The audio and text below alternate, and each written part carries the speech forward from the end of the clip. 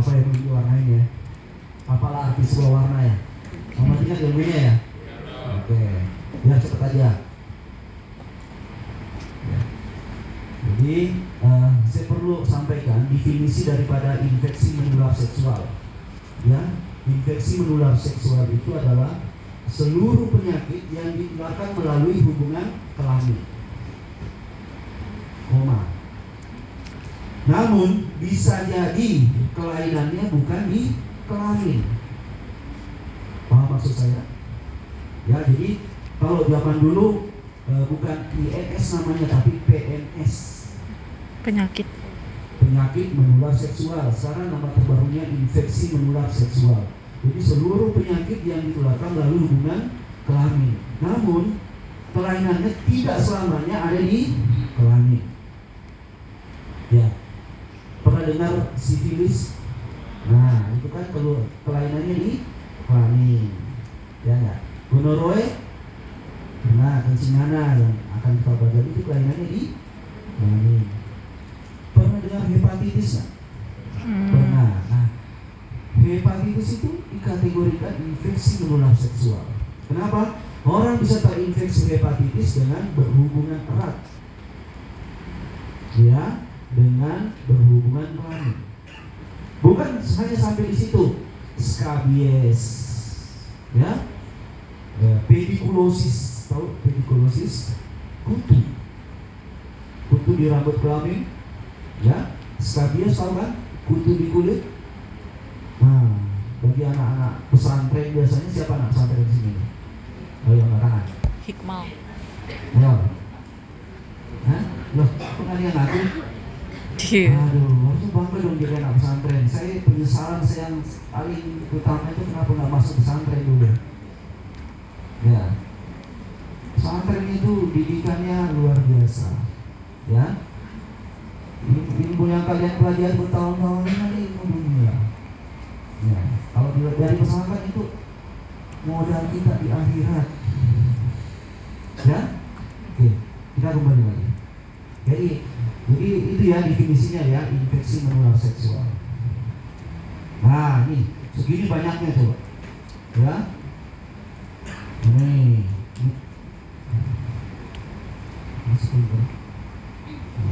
Ini penyebabnya bakteri. Tuh, ini penyakitnya tuh, bayangin. Waduh, banyak sekali. Belum sampai di situ. Tuh. Ini lagi nih. Ini penyebab yang disebabkan oleh virus, ya. Ini banyak nih, ya. Nah, jadi kalau mau belajar infeksi menular seksual, kuasailah ini. Ada yang dari protozoa, ada yang dari jamur. Ini jamur ya. Pernah dengar Candida albicans? Pernah. Nah, candidiasis, ya. Nanti akan kalian belajar itu di Pronis. Nah, ini yang kutu-kutu paling bawah nih, ya, kudis. Nah, ini skabies. Ini bukan anak pesantren aja yang kena, anak asrama banyak, ya. Ya, jadi jangan ada konotasi anak pesantren pasti kena ini. Enggak, ya. Anak saya di Albina, alhamdulillah nggak kena skabies. Ya, jadi nggak semua. Yang penting mah bersih aja nggak sih? Anduk nggak pakai barang, mandinya nggak pakai barang. Kalau cewek mandi anak-anak itu Emang bener jorok banget. biasanya anak mandi. Nah, sekarang kita masuk penyakit pertama, infeksi genital non spesifik. Sinonimnya atau nama lainnya uretritis non gonorrhoe. Sinonim yang lain uretritis non spesifik. Ya, kenapa uretritis ini namanya seperti itu? Ada yang spesifik, ada yang non spesifik. Ya, karena secara umum uretritis ya, peradangan pada uretra. Secara umum ya itu dikelompokkan menjadi dua. Ya, dikelompokkan berdasarkan gejala klinis. Ya, berdasarkan gejala klinis yang mempunyai gejala yang mirip atau mirip dan dibedakan secara ekstrim. Ya, dibedakan secara ekstrim. Nah, makanya uretritis itu dibagi dua, uretritis gonoroe dan uretritis non gonoroe. Nah, yang akan kita bahas ini adalah non gonoroe. Sinonimnya adalah infeksi genital non spesifik. Nah, itu nama lain. Jadi ini sinonim sangat penting buat kalian ya, sangat penting. Kenapa? Kan kadang-kadang ada literatur yang keluar hanya nama ini. Kalian cari-cari lagi. Kalau kalian nggak tahu sinonim itu, nah nggak perlu lagi cari-cari buang-buang waktu. Ya, kenapa dibedakan? Dua itu karena dia mempunyai gejala klinik yang perbedaannya ekstrim. Ya, perbedaannya ekstrim. Nanti kita akan lihat ya.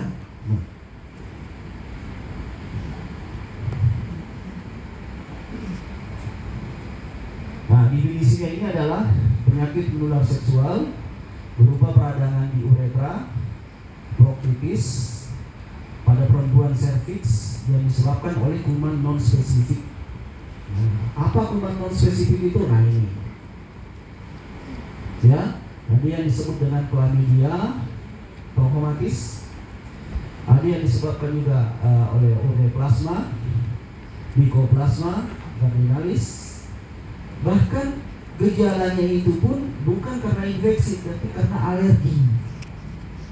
Tapi gejalanya sama atau mirip dengan uretritis non gonoroe atau non spesifik atau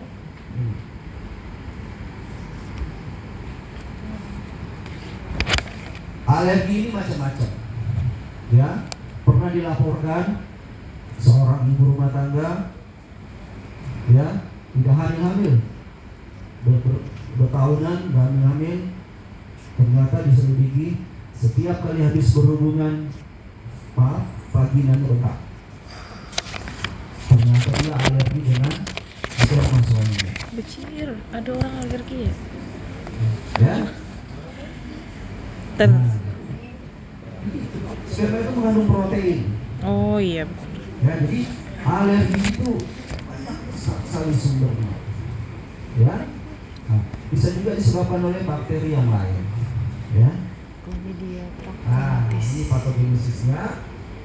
Untuk chlamydia, khusus chlamydia trachomatis, dia mengalami dua fase, ya. Fase 1 non infeksius, fase 2 penularan. Nah, inilah yang menular, ya. Nah, begitupun dengan ureaplasma dan ureatikum. Ini merupakan kuman komensal. Nah, kok kuman komensal bisa menyebabkan patologis? Ada yang sebabnya.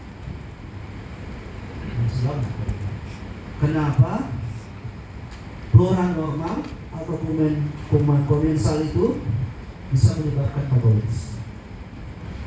Karena dianggap asing. Imun menurun. Oke, ada lagi yang lain? Mutasi Apa? nggak mungkin. Apa? Flora normal bermutasi. Jumlahnya terlalu banyak. Ya. Oke, betul ya. Jadi terjadi kolonisasi. Nggak usah jauh-jauh. Candidiasis, jamur. Ya, candidiasis tahu kan? Bisa menyebabkan keputihan kan? Nah, padahal dia flora normal. Penyebabnya Candida albicans. Nah, karena daya tahan tubuh menurun, nah itu tadi ya. Nah, sehingga kolonisasinya berkembang segitu banyaknya sehingga menimbulkan suatu masalah klinis dan jadi patologis. Nah, itu salah satunya. Imunitas menurun karena apa? Nah, jadi tolong mulai sekarang berpikirnya jauh tanpa batas. Ya, jangan bahan yang diberikan dosennya segini gitu aja kalian enggak. Dunia ini ilmunya sangat luas, ilmu ini tanpa batas sekarang, sangat mudah kalian belajar ya. Dimana setan gepeng ini kalau dipakai nonton situs horor nih, ini setan gepeng ya. Tapi kalau dicari referensi, wah ini sangat membantu nih ya dipakai judi online, ya. Nah, ya jadi kalian jangan pernah puas yang diberikan oleh dosen, ya. Kalian harus membuka wawasan supaya kalian harus lebih pintar dari kita ini. Ya, kalian kan anak-anak gen apa? Gen Z. Saya gen apa coba? Milenial ya? Ya. Oh, jauh. Yang masih kuliah itu masih pakai mesin ketik. Bayangin itu. Dosen itu slide proyektor. Dosen salah kita ikut salah. Tapi kalau kalian harusnya enggak, kalian harus yang mengajarkan dosennya. Tapi dengan catatan, kepo. Apa itu kepo? Iya, kepoin. Wah, apa sih itu komensal? Apa sih itu? Kenapa bisa begini? Kenapa bisa begitu? Begitu yang selalu kalian tanamkan dan cari sendiri. Kenapa? Harus cari sendiri karena itu lebih melekat di memori dibandingkan disuapin seperti ini. Ya? Paham ya? Paham. Nah, ini coba Staphylococcus bisa menyebabkan uretritis non spesifik. Coba loh. Kemarin komensal Biar apa? kalian lebih ada gambarannya. Suara normal gitu. Nah ini patogenesisnya ya. Diawali dari ada yang invasi, ya. Dokter Adinta. Invasi kuman ini secara umum ya. Ada yang sebelah kiri ya. Gonoroid itu yang spesifik, ya, kurang lebih sama. Kemudian ini yang kanan yang kita pelajari, ya, terjadi penempelan di uretra, ya. Nah, kemudian disitulah terjadi peradangan. Setelah terjadi peradangan timbul sekret, ya. Nah, pada pria atau pada laki-laki umumnya gejalanya itu gatal, ya, disuria ringan. Apa itu disuria? Nyeri saat berkemih, ya. Perasaan tidak enak di uretra. Apa itu poliuria? Frekuensi meningkat, ya. Duh tubuh, tahu nggak apa itu duh tubuh? Hah? Iya, sekret yang keluar dari OUW atau dari kelamin, ya. Sekret itu bisa kental, bisa cairan, ya, bisa apa namanya?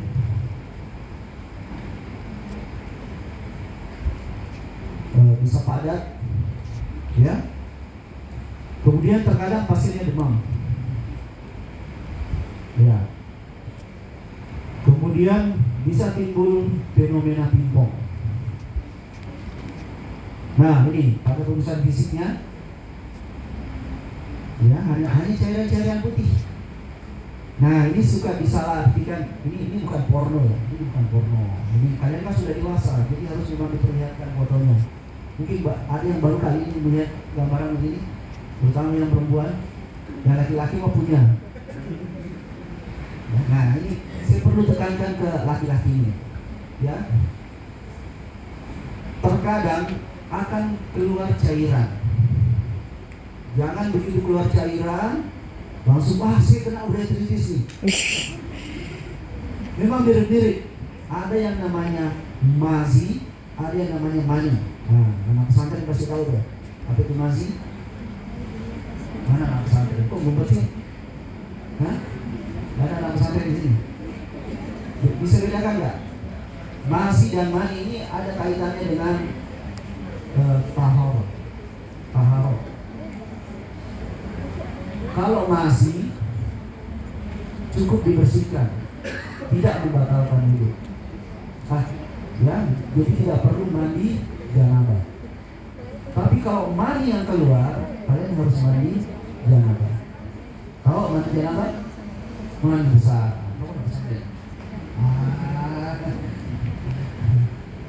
Tahu kan manusia? Tahu ya. Laki-laki harus tahu. Karena laki-laki itu, saya ngomong, kalian dengerin aja perempuan ya. Laki-laki itu memang kalau dia berlebih dia akan keluar sendiri. Ya, apakah melalui ejakulasi ataukah hanya cuma ereksi sedikit terus keluar cairan? Nah, kalian bisa bedakan yang mana sperma yang mana masih? Mani dengan, bisa tahu ya? Yang masih itu cairan yang diproduksi oleh prostat. Ya, mani itu diproduksi di testis, dimatangkan di epididymis. Ya, nah nanti dari epididymis dia melalui fase deferens masuk ke kandung, masuk melalui prostat. Nah di situ dia lebih diisi cairan. Ya. Pada saat terangsang ereksi yang keluar nanti cairan prostat. Mani keluar kalau terjadi Tapi nggak bau. orgasme, terjadi ejakulasi. Paham ya? Nah, jadi nanti hari Jumat nih tiba-tiba bangun pagi-pagi udah mandi, waduh mandi lagi nih. Belum tentu. Ya, pastikan dulu itu mani apa bukan. Kalau bukan cukup bersihkan, ganti celana dalam, wudhu, selesai. Nanti jatuhnya kayak keputihan gitu ya. Ya, nah, masih itu sangat mirip dengan ini. Namun masih itu disertai dengan gejala-gejala yang tadi. Apa gejala yang tadi? Gatal, Nah, Dysuria. ya, poliuri. paham ya? Kalian udah ke dokter lagi, berpahala nggak? Nah, nanti reuni SMA ngobrol-ngobrol cowok-cowok. Nah, kalian bisa ceramah tuh. Gue kasih tahu nggak? Ini begitu mereka praktekkan, kami dapat pahala loh. Dia bayangin tuh, setiap kali keluar mandi, akhirnya, males, akhirnya nggak sholat, gara-gara merasa dirinya kotor. Ya, begitupun dengan perempuan. Keputihan itu ada dua, patologis dan fisiologis.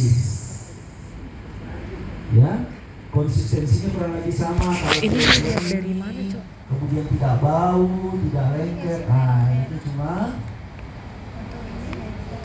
Gak usah kayak ini di mananya. dipicu oleh Apa ini cewek? Ini pria anjir. libido. Dibuka gitu.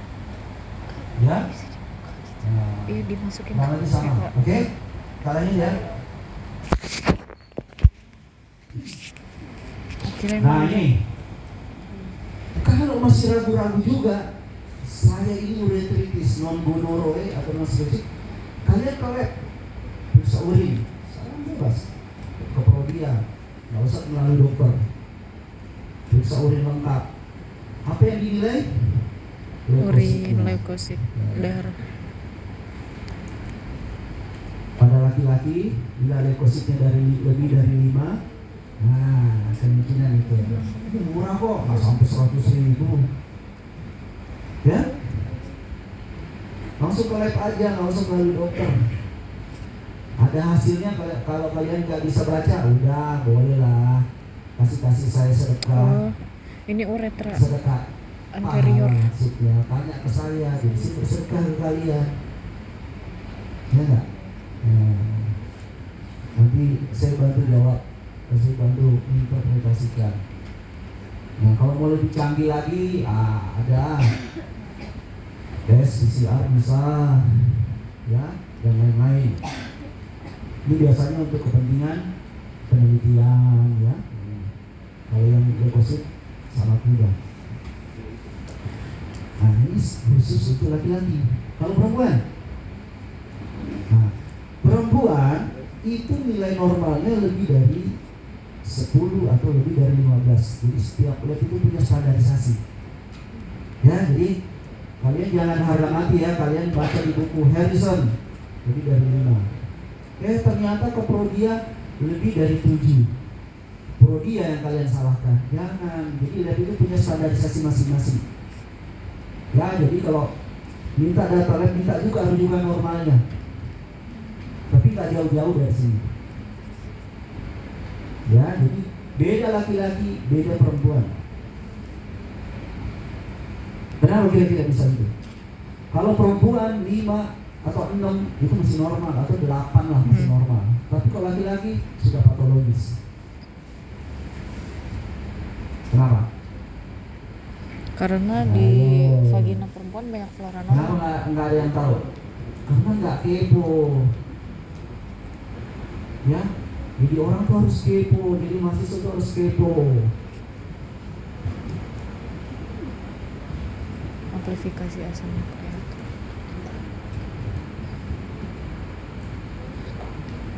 Nah, ini alur diagnosisnya ya, dan terapinya nih.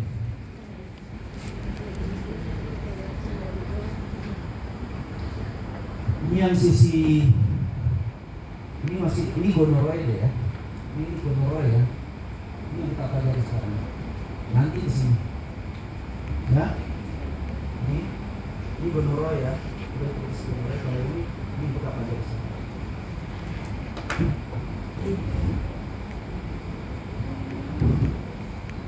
Nah, di samping pemeriksaan urin lengkap juga bisa dilakukan pewarnaan gram. Tahu dong pewarnaan gram?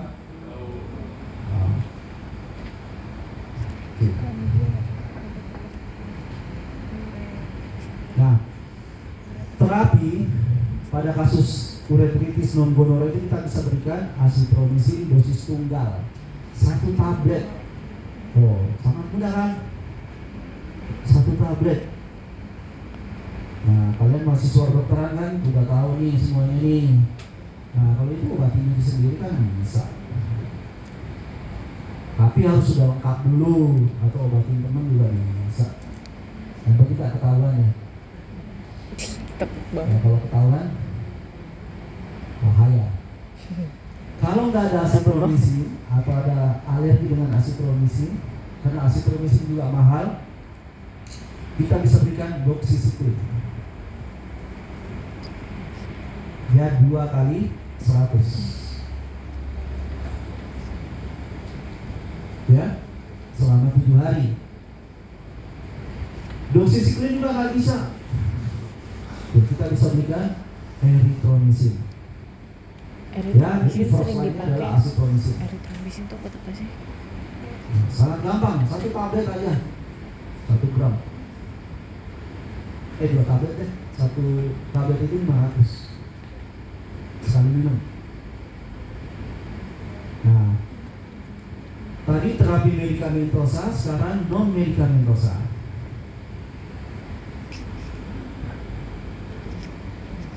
Ya, pada penderita ini kita anjurkan untuk stop berhubungan. Ya, jadi stop berhubungan dengan siapapun, baik pasangannya, baik selingkuhannya, siapapun, berhenti berhubungan sampai terbukti normal. Ya, kemudian setelah diterapi suruh datang 8 hari kemudian. Kemudian penderita tersebut harus kita konseling tentang penyakitnya. Nah, apa yang perlu kita berikan? Konseling apa? Tentang penyakit ini. Kita harus mengedukasi pasiennya. Kita harus memberitahu penyakit ini penyakit menular seksual. Ya, jadi jangan berhubungan, ini bisa tertular. Di samping itu, penyakit ini karena memang menular, benda-benda pribadi, ya, benda-benda pribadi harus tersendiri, harus terpisah, baik pemakaian maupun pencuciannya. Tahu yang namanya benda pribadi? Apa? Celana dalam. Nah, celana dalam. Apa lagi? Yang paling sering? Handuk. Itulah anak-anak asrama sering tular-tularan, karena itu pemakaian handuk bersama. Ya. melihat bunga si A ini kering nih, boleh nih, daripada ngambil lagi di lemari. Nah, seperti itu ya. Tidur bareng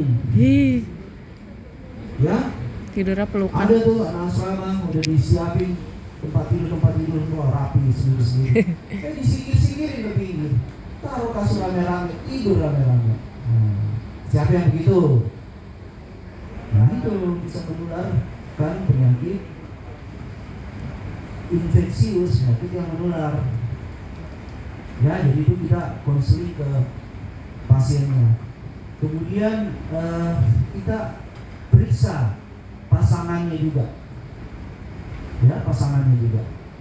Kenapa harus diperiksa juga pasangannya? Khawatir menular. Orang udah tertular, kalau udah tertular kita obati ya, betul. Kalau dia sakit kita obati ya.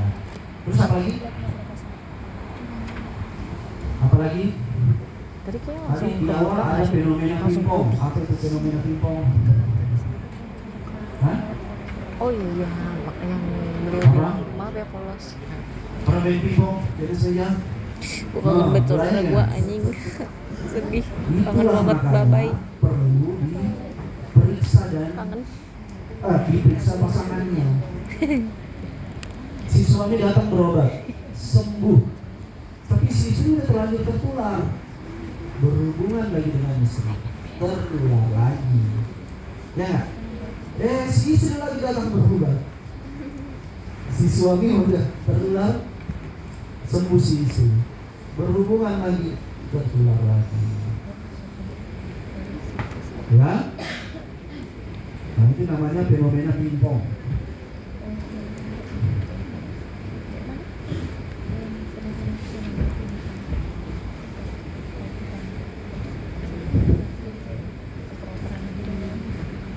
Nah ini juga edukasi ya, Anjir seru kurang banget. lebih sama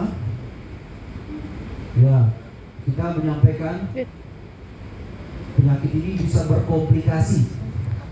Apa itu komplikasi? Lapangan badminton di dalam. Penyakit lanjutan ya. Kemudian kita edukasi juga cara penularannya ya. Kemudian pada ibu hamil dapat menular ke bayinya saat melahirkan. Jadi ini bukan menembus plasenta. Oh.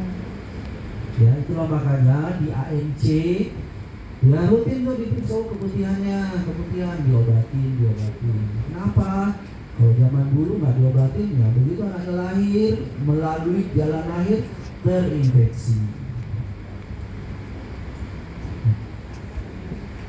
Oke, komplikasi yang bisa terjadi pada uretitis non gonorrhea ada yang disebut dengan epididymitis proctitis.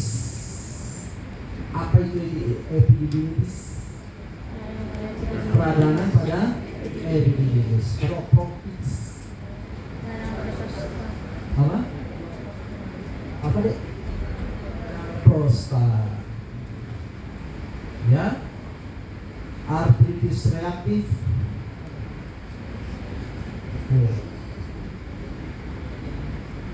Apa itu?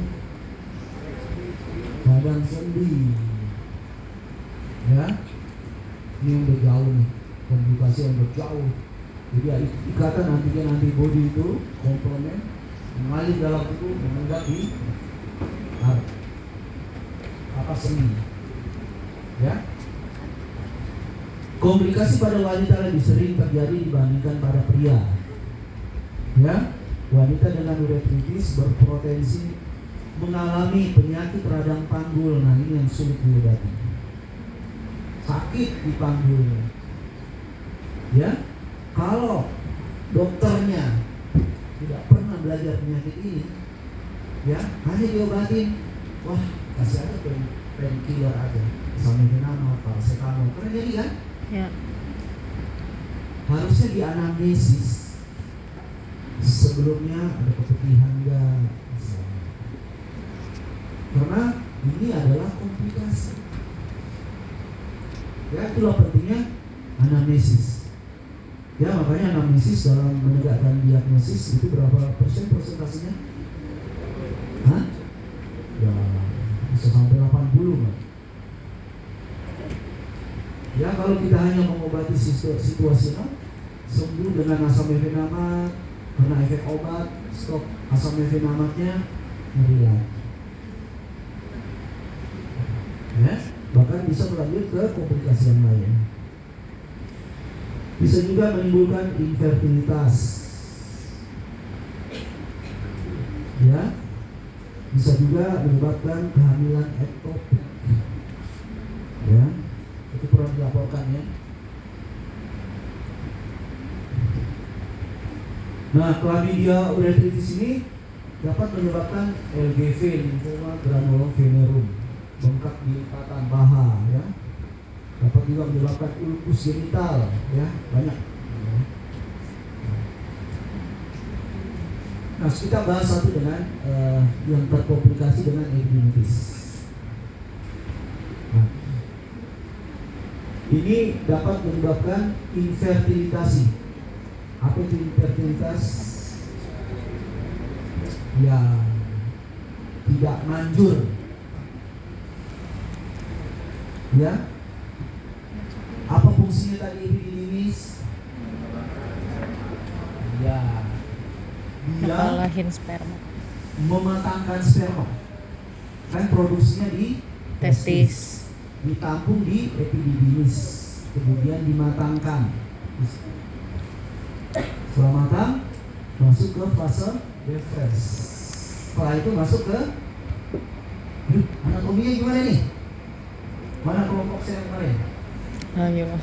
Hah? Nah, Ibrahim. Ya. Setelah itu masuk mana?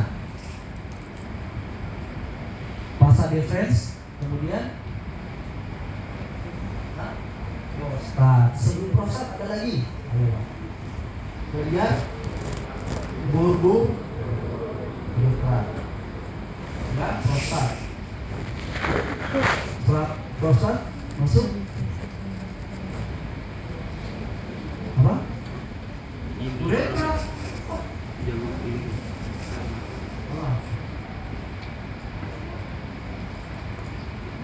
Kemudian semilunaris sebelah mana ada? Nah, dia kelenjar semilunaris ini adanya di apa? Kandung empedu, tapi dia menempel, dia mirip epididymis di testis. Dia juga memproduksi kelenjar. Karena dia kelenjar, dia juga memproduksi cairan. Nah, itu yang menyempurnakan lagi apa? Sperma. Ya, kemudian pada saat ejakulasi dia akan keluar melalui uretra. Oh. Nah, kalau ginjal langsung ke kantong kemih. Ya. Ayo anatominya. Waduh, kalau anatominya nggak ini repot dong. Belajarnya juga bingung. Nah, chlamydia ini sangat sering dia kombinasi dengan gonorrhoe. Ya, makanya terapi urethritis ini biasanya kita terapinya bukan satu-satu, ya sekaligus aja, biar pasiennya nggak bolak-balik. Ya, terutama misalnya gonorrhoe. Bahkan pasien gonorrhoe diobati, ya paling 3 hari sudah sembuh atau 5 hari sudah sembuh. Tapi yang urethritis non gonorrhoe ini yang memanjang nih. Akhirnya pasien datang lagi ke kita dengan keluhan yang lebih minimal. Ini gonorrhoe ini lebih hebat.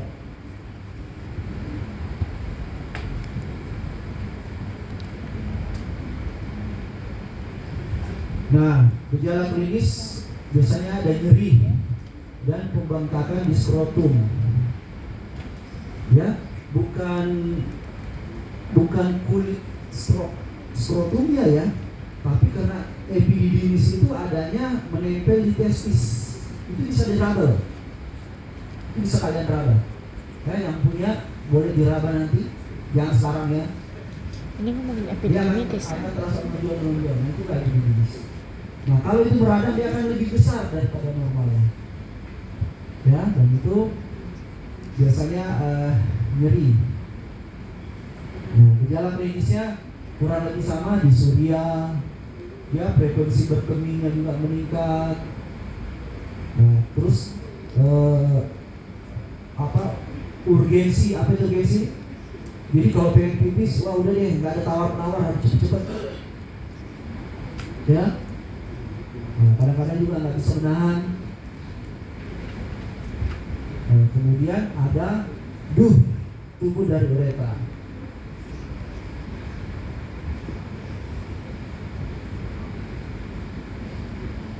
Nah, pada pemeriksaan fisik akan ditemukan pembengkakan pada skrotum. Skrotum ini artinya di daerah yang menempel di testis ya, bukan kulitnya ya. Nah, pada palpasi skrotum kemungkinan akan menunjukkan adanya nyeri tekan pada testis. Ya, biasanya secara unilateral, tapi dalam beberapa kasus bisa juga bilateral. Ya, tapi umumnya hanya sebelah kiri atau kanan. Tapi beberapa kasus misalnya infeksi virus ya, nah, biasanya dia bilateral. Nyeri tekan pada palpasi epididymis di sepanjang posterior dan superior testis. Itulah ciri khas dari epididymitis. Ya, kalau cuma disuria ya, frekuensi poliuria, urgensi itu kan mirip-mirip dengan yang lain, uretritis, non gonorrhea juga itu kan keluarnya. Nah, tapi dia patognomoniknya adalah nyeri tekan pada epididymis. Paham maksud saya? Karena di situ ada peradangan. Nah, kemudian kulit di skrotum ya mungkin tampak hangat ya, kadang-kadang dia eritema ya. Pernah juga dilaporkan bernanah tapi jarang. Pada pemeriksaan klinik penis dapat menunjukkan keluarnya cairan dari uretra. Ya. Pada pemeriksaan colok dubur dapat menunjukkan nyeri tekan palpasi pada geliat prostat. Sudah pernah ada yang rektal pusing? Belum diajari? Udah tahu posisinya prostat? Udah. Oh ya. Nah, Kulit skrotum apa? ya bentar ya. Sian gede banget anjir dirinya. Apa? Nah, ini WC-nya ya. Nah, tata laksananya ya, biasanya kita bisa berikan ceftriaxone kurang lebih sampai dalam uretritis ya, doxycycline, azitromycin ya. Bahkan kalau memang sudah sangat membesar ya bisa kita lakukan pengangkatan ya. Nah, untuk eritemanya kita bisa melakukan kompres dingin, tirah baring. Tahu tirah baring?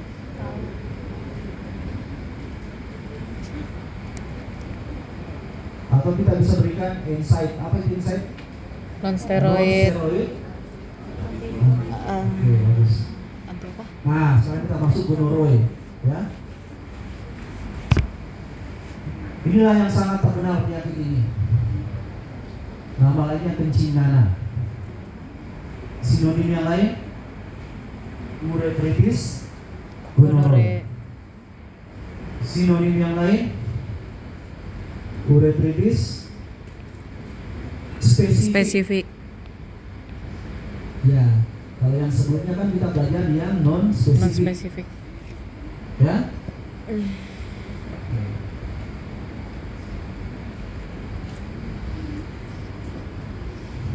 Kenapa ini spesifik?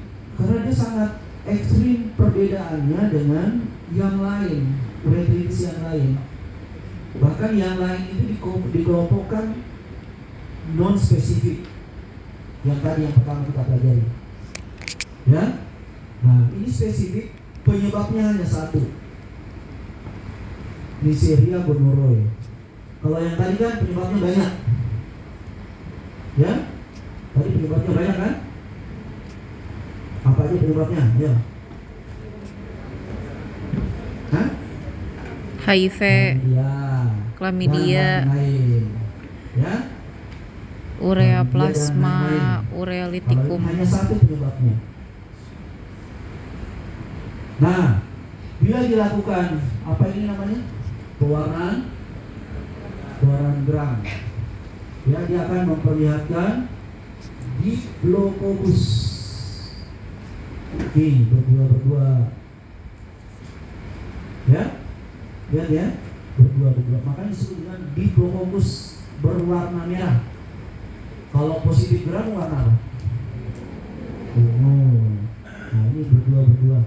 Ini yang koma, ini namanya leukosit. Ini leukosit. Ya. Nah, ini interpretasinya. Ya. Positif Diplococcus gram negatif intra dan ekstraseluler. Ya, kan ada di dalamnya. Ya. Kalau hanya di luar semua, hanya ekstraseluler. Diplococcus gram negatif ekstraseluler.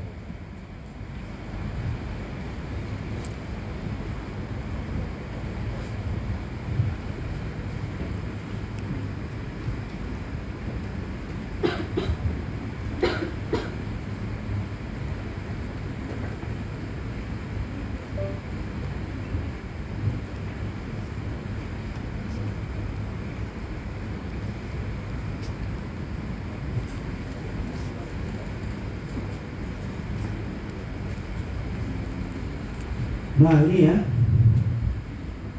ini sama, ini Diplococcus dia berdua. Diplococcus yang berdua. Ini mah gambar ya, bukan mikroskop. Gonorrhea itu sangat banyak diderita pada laki-laki. Ya, banyak diderita oleh laki-laki. Ya, sampai 3 kali lipat. Ya. Faktor enggak, risikonya umur 20 sampai 24 tahun. Ini. Nih berdua. Ya, sama laki-laki dengan perempuan. Ya.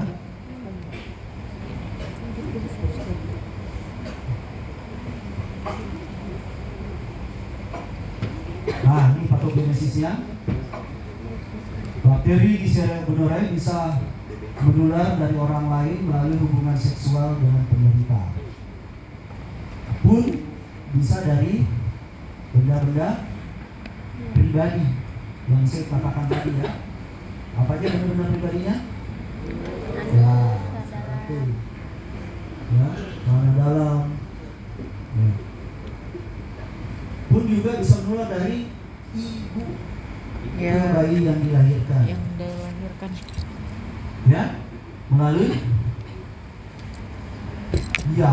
persalinan ya, melalui Persalinan spontan. pervaginal. Ya, spontan pervaginal. Ya. Apa yang terjadi bila dipaksakan melahirkan Perlukaan. dengan persalinan pervaginal? Lesi. Akan terjadi nanti ada, ya. Nah, ini patogenesisnya ya. Ya, aku nggak foto lagi. Laki-laki, ya, bila menderita gonorrhoea itu sangat menderita dibandingkan perempuan. Ya, sangat kesakitan dibandingkan pada wanita. Ya, bahkan wanita itu kadang-kadang hanya asimptomatik, hanya keputihan aja, hanya keputihan. Tapi kalau laki-laki udah pasti ampunan. Mau pakai celana aja sulit. Ya, karena bila tersentuh OW-nya dengan celana akan sangat kesakitan. Ya, biasanya pasiennya pakai sarung. Ya. Dan ingat, Umumnya pasien-pasien infeksi menular seksual itu tukang bohong.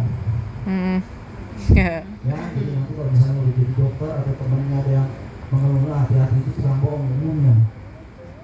Ya, saya pernah punya pasien Pak Haji, Pak Haji, dia datang dengan BO, diantar istrinya, ya kan, tahu dong, kalau diantar istri, ya, saya tanya, ini dapat dari mana? Kata dia, kapan hari saya keluar kota dong, hujan-hujan, jadi saya nggak ada toilet, saya mampir kencing di bawah pohon. Sampai di rumah begini. Saya senyum aja nih. Nggak apa-apa, ya kan? Itulah jadi dokter memang kita harus betul-betul ini ya, bijaksana ya. Kalau saya langsung kejar, wah bohong lu, apa lu?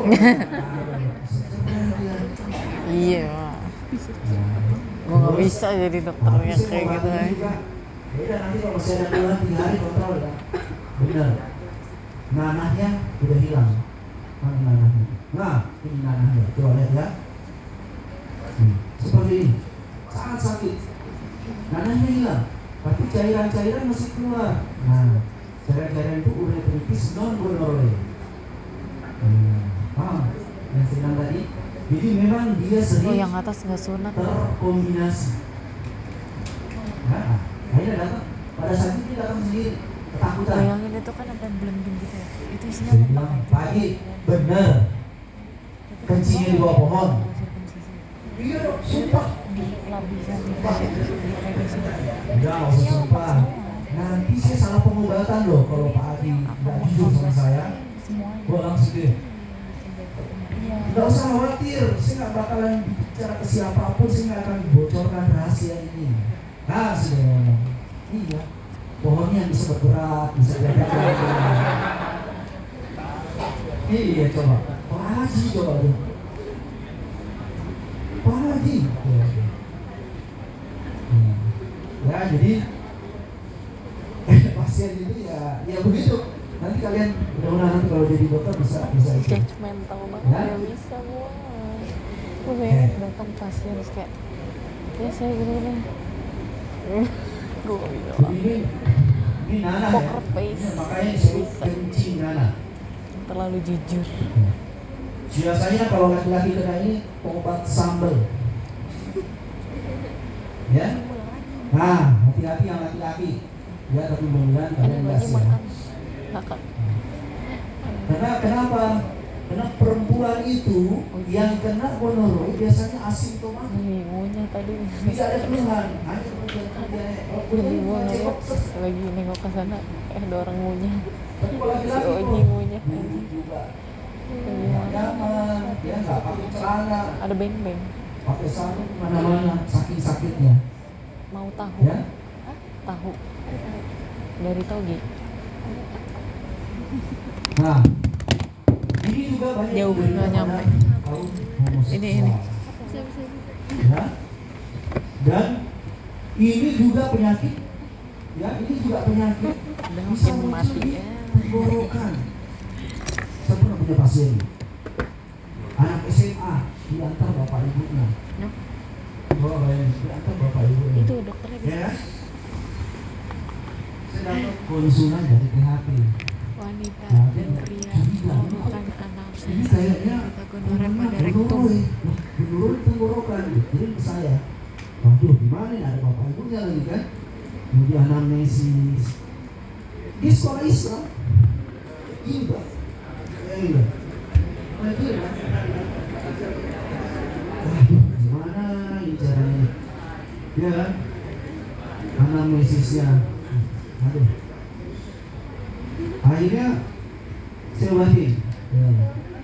Seminggu kemudian dia datang. Saya pokoknya penasaran banget. Saya suruh aja keluar ibunya. Kan bapaknya udah nggak datang. Yang pertama datang bapaknya. Pasti heboh nih kalau ada bapaknya juga. Mendingan ibunya. Ibu keluar dulu ya. Semua tanya-tanya anaknya. Ternyata benar.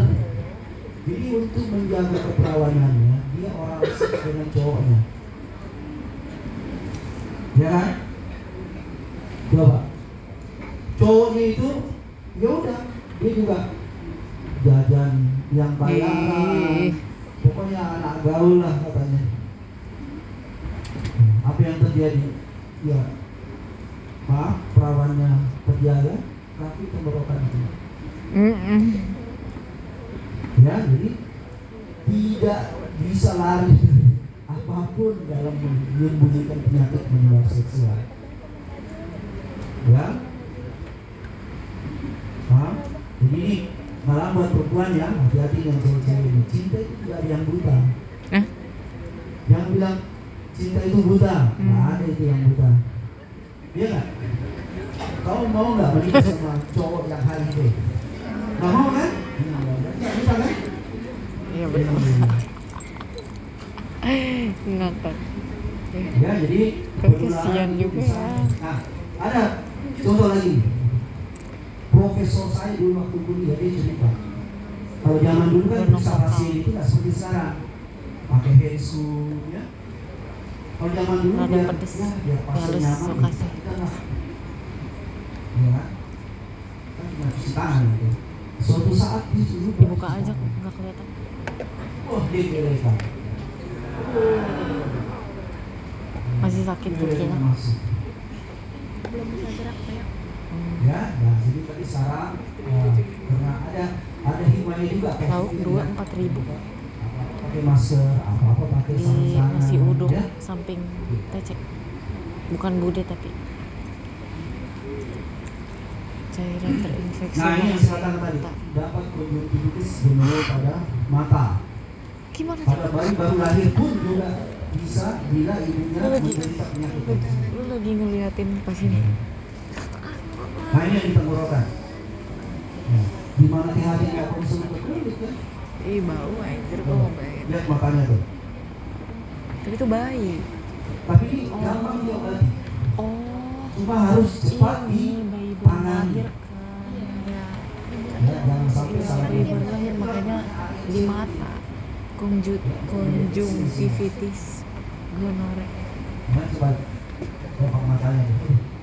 Sian banget Iya, Bin. Telat ditangani bisa menyebabkan pernikahan. Ya. Bayi Cina. Oh, ini tempat Bayar Martin ini khusus untuk Kalau masih makan. Jadi kalau kita mau memastikan ya kita bisa tanam di agar seberut ini, bukan seberut agar ya, tapi Bayar Martin namanya ya. Nah, ini apa gunanya? Untuk tes sensitivitas dan resistensi. Kita nggak belajar Nah, karena ini adalah praktikumnya kuman, jadi kita harus karena pastikan ini betul untuk kuman spesialis ini aja. sensitifnya dengan antibiotik apa. Ya, kan kuman sering timbul resistensi. Iya. Ya, nah ini pemeriksaan penunjang Konjungtivitis yang bisa gonorrhea. dilakukan, ya. Bisa pewarnaan geram yang tadi ya, ditanam di Bayar Martin yang barusan. Nah, bisa juga dengan PCR, ya. Nah, tata laksana kurang lebih sama dengan yang tadi, ya. Nah, periksa pasangannya, terus edukasinya sama ya. Nah, penyakit ini menular, ya, bahkan bisa berdampak ke anak yang dilahirkan nanti, ya. Stop berhubungan sampai betul-betul sembuh. Nah, ini terapinya juga sangat mudah. Cefixime 400 mg, ya. Hampir semua penyakit itu terapinya sebenarnya mudah. Tapi yang paling penting kalian harus tahu adalah menegakkan diagnosis dengan tepat. Ya, dengan diagnosis yang tepat, nah, tata laksana gampang, tinggal buka Google.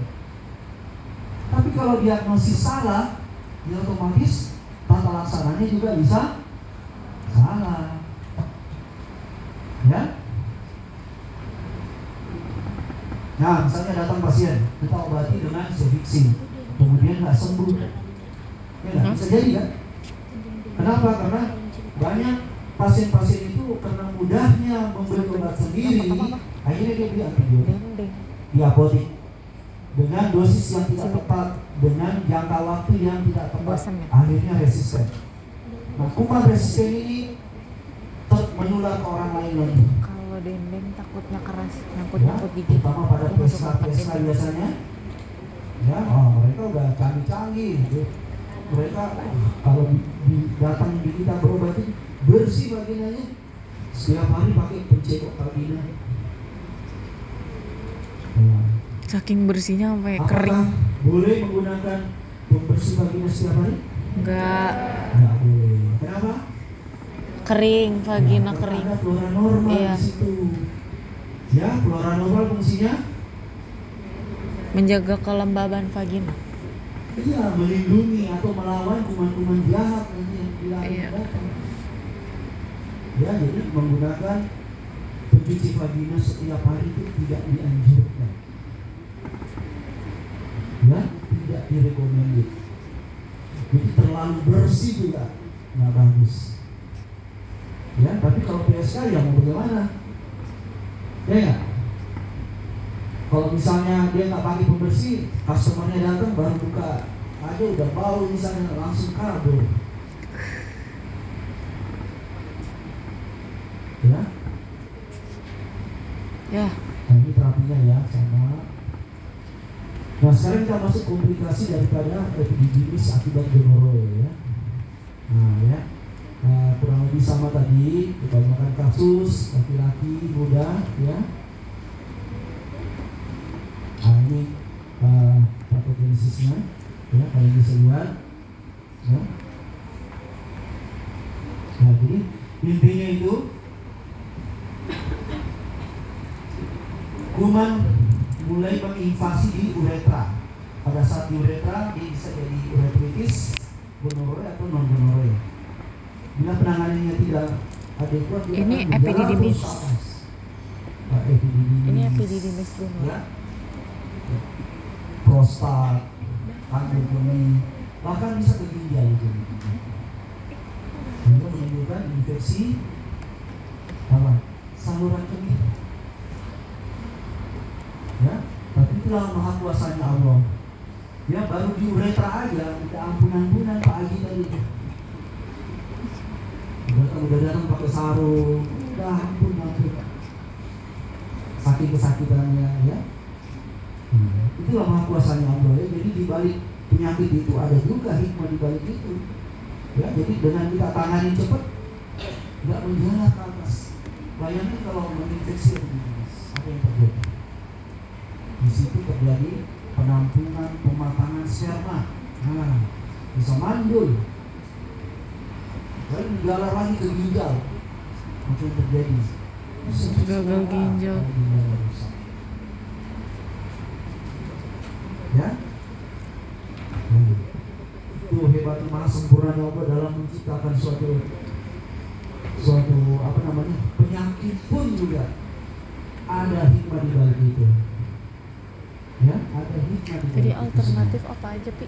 Ya, kalau kalian kepo buka buku-buku mikrobiologi bagaimana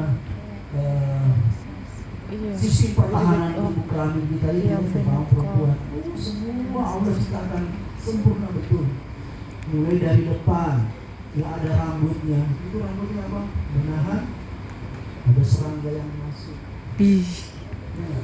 Kemudian di vaginanya suasananya sedikit asam. Jadi kuman-kuman yang bahasa yang jahat banget itu udah terfilter dari situ. Lebih ke dalam lagi, sedikit basah, begitu terus. Bayangkan ya, sempurna betul. Itu baru sistem Apa? pertahanan loh. Dan sistem pertahanan itu diproduksi oleh kerja-kerja yang secara psikologis masih terlihat di situ kerjanya. apa sih? Ya, Apa lah? Tiba-tiba sini ya, Via di mana? nah ini ya epididymis bengkak ya, Kocak banget sumpah. Parah. bengkak. Namun per anamnesis yang ini riwayat ada gonorrhea. Kalau yang tadi riwayat ada non gonorrhea. Ya. Nah, ini tata laksananya kurang lebih sama ya, seperti akson ya. Sifilis. Ini sifilis kita nggak terlalu bahas di sini ya. Cuma untuk pengetahuan kalian aja ya. Di sini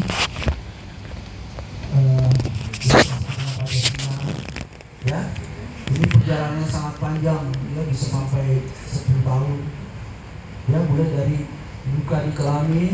Nah, luka di kelamin tapi tidak nyeri ya, tidak nyeri, kemudian dibiarkan hilang dengan sendirinya, kemudian setelah itu dia akan ke badan. Tuh, ini sifilis ya. Coba bayangin kalau kalian jadi dokter datang pasien begini, kalian tidak anamnesis, kalian akan bilang apa? Ah, jerawat, ah biang keringat. Kalian satu-satu lagi ular. Ini fase kedua dari sifilis ya. Telapak tangannya coba. Wah, ini kena deterjen nih ya, ya. Nah, ini hidungnya dia bisa donos ya. Ya, minumnya di giginya, ini bayi yang baru dilahirkan ini dicatat kemana? Ya Allah, kasihan. Nah, sekarang kita masuk ulcus molar atau namanya apa? Chondroid. Apa? Ya. Ini chondroid ini mirip-mirip sifilis stadium primer. Nah, sifilis stadium primer itu ini. Ini terdapat ulkus yang asimptomatik ya. Namun kalau chondroid atau ulkus molar, sifilis kalau ulkus nama lainnya ulkus burung ya, ulkus burung. Nah, kalau chondroid, nah dia akan ulkusnya begini. Oh iya, mirip ya. Ah, ini seperti sariawan, Iya. tapi sangat sakit ya, sangat sakit. Beda dengan sifilis. Coba, kalau sifilis biasanya nggak jadi, makanya pasien banyak yang tidak aware, akhirnya berlanjut jadi stadium 2. Stadium 2. Kita sumbernya dari mana ya, Pi? Kalau dokternya anamnesis yang pernah belajar ini. Tapi kalau nggak pernah belajar ini, lolos. Kemenkes aja ya? Bisa dia yang tular. Nah, tapi kalau ini dia pasti akan ke dokter karena sangat kesakitan.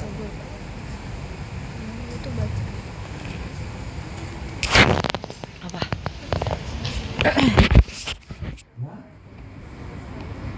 Nah, dia awalnya berupa papul. Tahu papul? Berbagai fluoresensi dulu sih. Udah. Dulu sih udah pernah ngajar di sini ya. Iya, udah. Papul dulu. Papul itu bintil seperti bibit nyamuk. Kemudian, nah itu nanti dia berisi cairan sedikit, kemudian pecah. Kemudian jadi ulkus. Apa itu ulkus? Aspal bolong. Apa? Aspal bolong? Tanya rata tiba-tiba ada aspal bolong. Itu ulkus. Ini sportivitas dari yang hilang. Nah ini.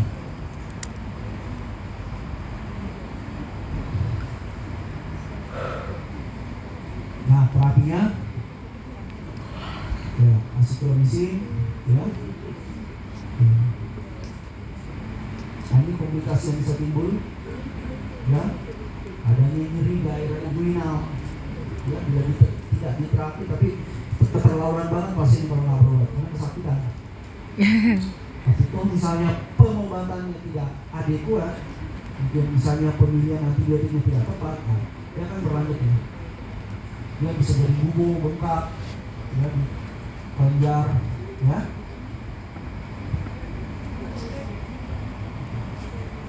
Ya, sampai sini ada yang bertanyakan? Itu tadi baru flora normal ya. Bahan kita sampai di sini. Pada pagi hari ini, makanya tadi di awal saya udah bilang ya, ini penyakit infeksi menular seksual semua. Masih ada waktu kan? Waktunya? 9. Jam 9. Nah, Bagus. Kamu lagi paparin sekilas nih. Boleh. Ini infeksi virus ya, infeksi menular seksual banyak ya. Ada kutil, namanya kondiloma, ada moluscum, ada herpes. Nah ini kondiloma ya, kutil kemaluan. Ini kamu lihat. Ini sangat menular. Nah ini moluscum contagiosum. Ini cuma detail begini aja, bisa dibaca pada anak-anak. Dan cuma simulasi dia ada delay, ada lekukannya. Di dalamnya ada badan moluscum. Ini anak-anak bisa banyak sekali anak-anak dapat dari kolam renang. Dia kolam renang main dengan temannya yang menderita ini juga. Temannya itu mungkin orang tuanya ada yang menderita ini.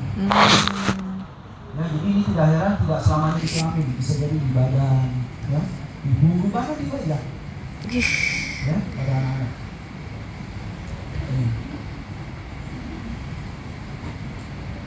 Ini herpes simplex. Nah, ini herpes. Ini jahatnya herpes ini sekali terinfeksi seumur hidup tidak bisa dieradikasi virusnya. Ya, hati-hati memilih pasangan, jangan memilih yang tidak jujur. Dia jajan terinfeksi ini, pasangannya di rumah terinfeksi juga, seumur hidup dia menderita. Bayangin itu dosanya. Karena virus ini tidak bisa dieradikasi dari tubuh. Ya, walaupun ini hilang, sembuh lepuhannya, kan ini keluarnya nyeri, lepuhan sembuh, kemudian begitu imunitasnya turun, kurang tidur, ya, begadang, nah dia akan muncul lagi seperti ini. Ya, pada saat itu infeksius lagi, menular lagi, ya. Kalau udah pecah-pecah tadi itu seperti ini.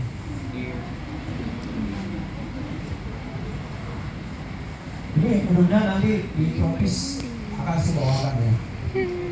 Dan lebih banyak lagi dari ini. Ya, di urologi juga nanti ada. Lepo.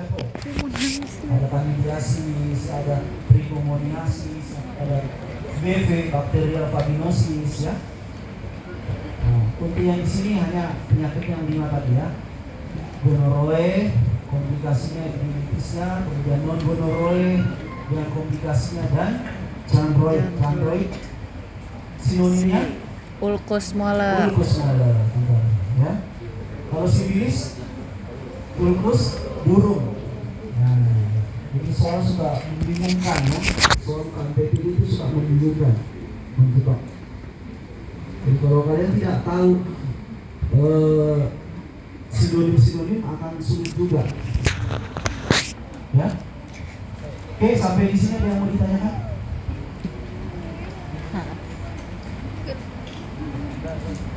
Hah?